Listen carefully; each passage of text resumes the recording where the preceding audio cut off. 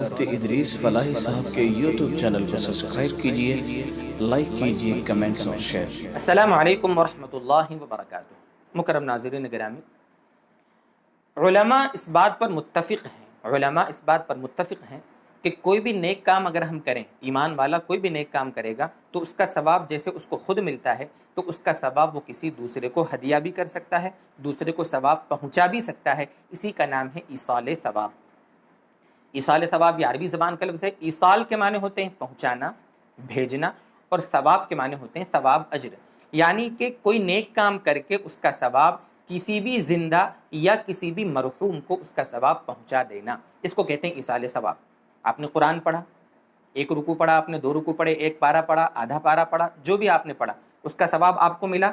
آپ پڑھنے کے بعد نیت کر لیں کہ اللہ تعالیٰ میں نے جو یہ قرآن پڑھا ہے، میں نے جو 10 روپے کسی کو صدقہ کیے ہیں، میں نے جو نفل رکعت جو بھی 2-4 رکعت نماز پڑھی ہے، میں نے جو تسبیح پڑھی ہے، میں نے جو کلمے کا ورد کیا ہے، میں نے جو درود شریف پڑھا ہے، جو بھی آپ نیک کام کریں اس میں نیت کر لیں کہ اللہ تعالیٰ اس کا ثواب ہمارے دادا کو، نانا کو، نانی کو، دادی کو، جو بھی ہمارے مرحوم انتقال کر گئے، اللہ اس کا ثواب ان کو پہنچا دے۔ اس کو کہتے ہیں ایصال ثواب۔ علماء اس پر متفق ہیں کہ وہ ثواب جس طریقے سے پڑھنے کا اس کو ملا ہے، اگر کسی کو ہدیہ کر دے گا، پہنچا دے گا، تو اس کو بھی وہ ثواب پہنچ جائے گا اور اللہ کے یہاں اس کو اجر ملے گا۔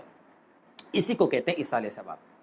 ایصال ثواب کے لیے کوئی خاص دن، کوئی خاص وقت، کوئی خاص طریقہ یا خاص کوئی عمل، یہ کوئی متعین نہیں ہے۔ آپ جتنے اچھے کام ہیں، نیک کام ہیں، اخلاص کے ساتھ جو بھی آپ کریں اس کا ثواب آپ پہنچا دیں۔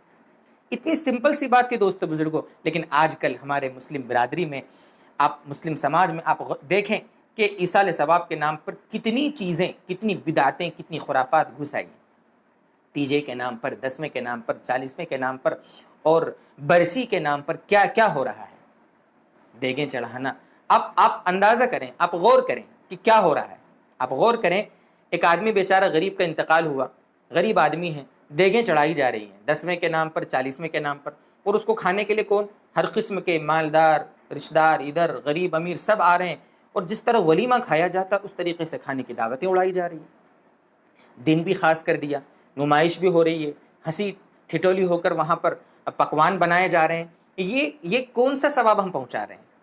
اس طرح دکھاوا کر کے، اس طرح نمائش کر کے اور دیگے چڑھا کر جب ہمیں ثواب نہیں ملے گا تو پھر مرحوم کو کہاں سے ثواب پہنچ جائے گا؟ اس لیے اللہ کے واسطے دوستو بزرگوں، آپ وہی پیسہ جو آپ نے دیگیں چڑھا کر ہزاروں روپے خرچ کیے ہیں، اگر آپ رات کی تنہائی میں اخلاص کے ساتھ غریبوں کو تلاش کر کے اتنی رقم آپ غریبوں کو بانٹ دیتے، اس طرح تقسیم کرتے کہ دائیں ہاتھ نے آپ نے صدقہ کیا ہے تو بائیں ہاتھ کو بھی پتہ نہ چلے، جیسے روایت میں آیا ہے، تو اس کا ثواب آپ کو خود بھی ملتا اور اس غریب کو، اس مرحوم کو بھی بیچارے کو ثواب پہنچتا۔